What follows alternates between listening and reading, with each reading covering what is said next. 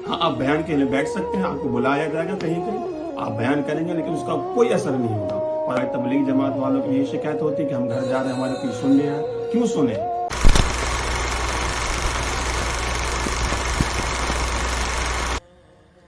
अगर हम किसी तालिब इल्म से ये सवाल करें कि आप इल्म दीन हासिल क्यों कर रहे हो, तो उनका एक ही जवाब होता है कि हम दीन की खिदमत करेंगे इसलिए इल्म दीन हासिल कर रहे हैं।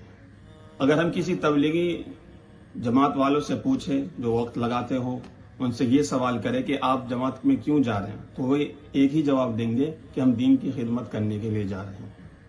अब हम आते हैं तालिब इल्म के पास। अगर आप इल्म हासिल कर रहे हो और आपकी ये नीयत नहीं है कि मैं अपने नफ्स की इस्लाह करूंगा, तो फिर जो आप इल्म हासिल कर रहे हो वो बेनूर और उसमें कोई बरकत नहीं होगी। आप देखते होंगे हमारे बहुत से उलमा जो फारिग हो जाते हैं, इनके पास और एक लक़ब मिल जाता है और उस लक़ब के जरिए वो चलते हैं, लेकिन जो इल्म हासिल किया उस पर वो अमल पीरा नहीं होते, वो उस पर अमल नहीं करते, वो नमाज के पाबंद नहीं होते, उन्होंने अपने नफ्स की इस्लाह नहीं की होती है, तो उन्हें कहीं बयान के लिए बिठाया भी जाता है तो उनके बयान का कोई असर नहीं होता। वो इसलिए क्योंकि हमने शुरुआत में ही अपने नफ्स की इस्लाह की नीयत नहीं की। और इमाम बुखारी रहमतुल्लाह अलैह ने भी इब्तिदाई में अपने नफ्स की इस्लाह करने के लिए हदीस पेश की कि सबसे पहले अपने नफ्स की इस्लाह कीजिए, अपनी नीयत दुरुस्त कीजिए, तभी ये आपका पढ़ना और पढ़ाने का फायदा होगा, नहीं तो नहीं होगा।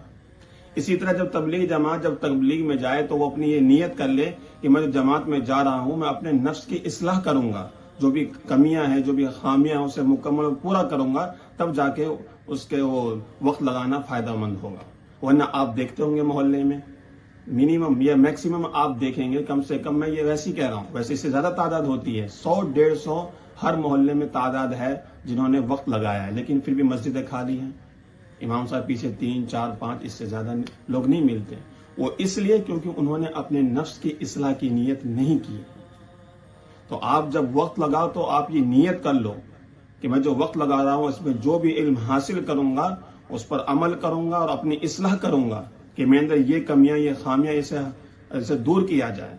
इसी तरह तालिब इल्म जब मदरसे में जाए या मस्जिद में जाए इल्म दीन हासिल करने के लिए, तो वो ये नीयत कर ले कि मैं अपने नफ्स की इस्लाह करूंगा।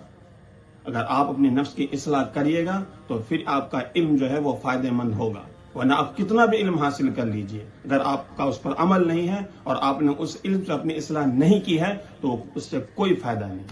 हाँ, आप बयान के लिए बैठ सकते हैं, आपको बुलाया जाएगा कहीं कहीं, आप बयान करेंगे लेकिन उसका कोई असर नहीं होगा। और आज आप देखते होंगे हमारे तबलीग जमात वालों की यही शिकायत होती है कि हम घर जा रहे हैं, हमारे कोई सुन नहीं रहा। क्यों सुने?